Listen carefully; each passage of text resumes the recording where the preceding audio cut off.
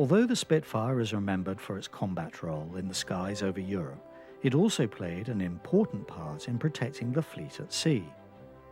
Even before the war, Supermarine had approached the Admiralty with a navalised version of the fighter.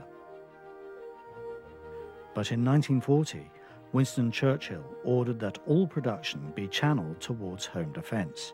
The Navy would have to wait.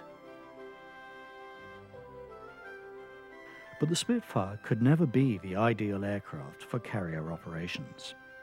The long nose meant that visibility was limited, making it particularly difficult for manoeuvring around on the relatively small British carriers. The undercarriage was also too fragile and narrow to withstand the heavy landings that Navy pilots sometimes had to carry out.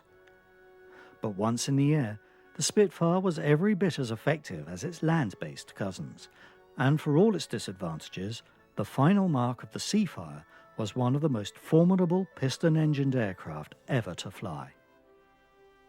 The first Seafires were based on the Mark V, but with strengthening for the catapult, a lengthened undercarriage which was raked to reduce the risk of tipping over, and a strengthened wing to allow external stores to be carried.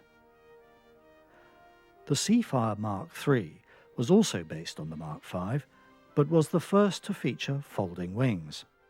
It was also the most numerous Seafire produced.